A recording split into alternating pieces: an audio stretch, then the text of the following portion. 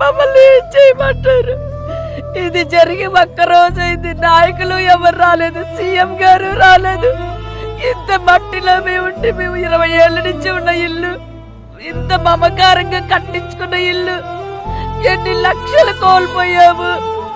కొనేటప్పుడు 50 లక్షలు పెట్టి కొనుక్కున్నాము, 50 లక్షలు కట్టుబడి ఖర్చు పెట్టాము. ఏమీ లేదు, ఎందుకు ఇలాగా? మాదన్ని పక్కాగా రిజిస్ట్రేషన్ అయి ఉన్నాయి. ఇంత న్యాయంగా ఉన్నా కూడాను ఇంత దారుణంగా జరిగిందంటే, ఇంత అన్యాయం జరిగిందంటే మా పరిస్థితి ఏంటి? వీళ్ళని ప్రజానాయకులు అంటారండి. అసలు అంటే ఓట్ల కోసమేనా జనాలు? కష్టాలు వస్తే నాయకులు వద్దా? నాయకులు వాళ్ళకి సాయం చేయొద్దా చెప్పండి?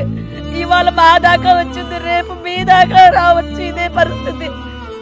ఇలాంటి వాళ్ళు భూమకాసురులు ఇంకా చాలా మంది ఉన్నారు. మమ్మల్ని ఇంత బలి చేసిన